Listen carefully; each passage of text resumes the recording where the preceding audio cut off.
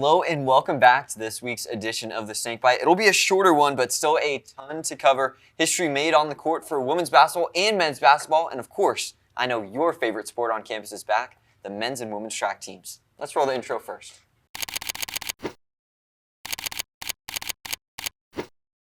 Men's basketball has earned their spot at the top of the Snakebite this week with big wins over Florida Tech on the road and a statement win over Embry-Riddle. In the matchup against Florida Tech, the Mocs were even more shorthanded than usual. This time they were missing Amari Miller from the lineup. The Mocs entered half up 1 in Melbourne with Charlie Dalton and Jasir Trimble combining for 19 of the Mocs' 36 first half points. In the back and forth matchup, the Mocs separated early in the second half thanks to a strong run initiated by Brady Corso and his 11 second half points. In the end, the score was 81-73, with Dalton leading the Mocs in scoring with a career-high 21 points and head coach Mike Donnelly's 200th career win, making Donnelly the third coach in program history to hit the mark. Florida Southern then had to make the trip back home after the major win to take on Embry-Riddle, who came into the matchup right behind the Mocs as the fourth team in the Sunshine State Conference standings, and as the game began, so did the Mocs offense. The Mocs jumped out to an early 18-10 lead thanks to Embry's turnovers. Florida Southern looked to continue to roll, but in the wake of foul trouble, were forced to take out some of their key difference makers from the early minutes of the game. With this change, the lead guards of Embry took over, running the show till the halftime whistle, where they ended up leading the Mocs by 3 thanks to a buzzer-beater 3 to go in a half. The lack of offensive success to end the first for Florida Southern came due to poor shot selection and wavering defensive intensity. This was flipped on its head, though, when they started the second half. The Mocs started attacking the heart of the Embry defense while maintaining their physical point of attack defense as well.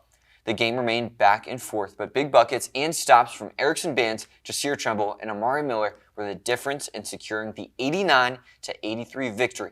And I had the chance to talk with Jasir right after his clutch performance. Let's check it out.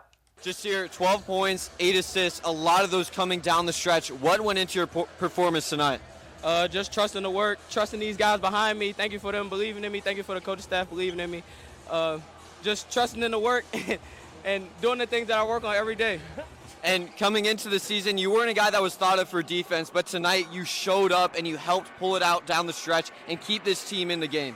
Yeah, Charlie Dalton, man, I give all the credit to him, man. He always tells me, play as hard as you can, play as hard as you can, man, and give everything you got for each one of these guys next to me, man. So I just did that tonight, and it paid off.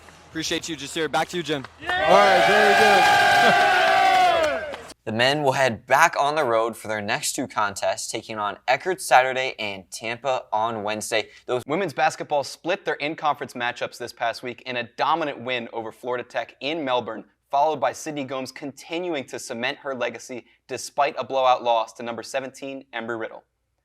The matchup in Melbourne saw a continued dominance by the Mocs rebounding, with Gomes continuing to lead the charge for another double-double on the season as she pulled down 15 boards to pair it with her 13 points and 6 assists.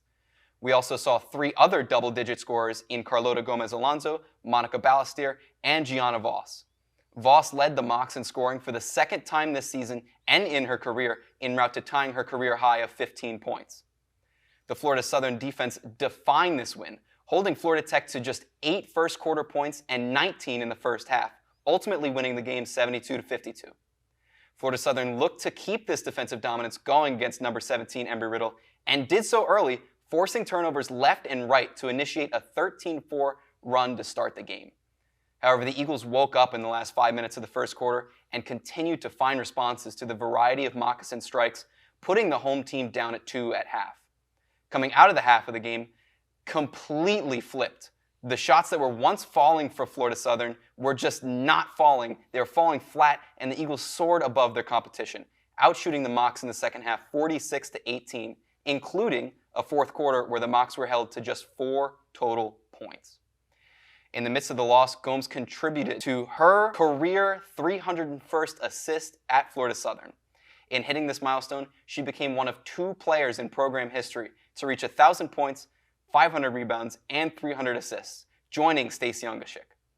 Like the men, the ladies will return again against Eckerd on Saturday on the road, followed by a matchup in Tampa on Wednesday. I mentioned it in the open, and I get to talk about them some more. The track teams are back in action. Indoor track started yesterday with both teams looking to knock off some rust after the conclusion of winter break. In the 1,000-meter event, Andrew Nyland made his 1,000-meter debut, and he secured the school record in just 2 minutes and 31.2 seconds. He was the first mock to finish in second place overall. After him, we saw Danny Welling and Parker Graham finish in the top 10 of the event. Danny stayed busy on the day, though, as Danny also competed in the 800-meter, where he was finishing in just under 2 minutes. On the women's side, Nika Givenden triumphed in the 1K with Caitlin Beery finishing closely behind in third place. Givenden finished second overall in her first indoor race as a mock. In the mile, Grace Reed and Emma Pfeiffer placed second and third, respectively. Emma Pfeiffer with a huge PR to run 5:16, with 3 other mocks crossing the finish line in the top 10. As for the men, FCTV's own personal assistant, future of the TV program with Asher, of course, Skylar Jensen placed second in the mile with a sub-4:30 time in his first collegiate track meet.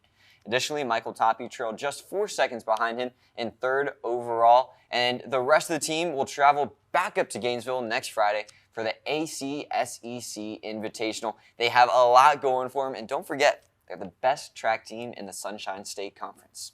And that will do it for this week's edition of the Snakebite. We have to give a shout out to swim. They'll be heading over to Winter Park to take on Rollins. We also have hockey back in action as they'll be taking a little bit of a drive down to Boca Raton to take on FAU tonight. But again, stay tuned for that track team. I heard they're pretty good and got some pretty good people that work in studio. We'll see you next time.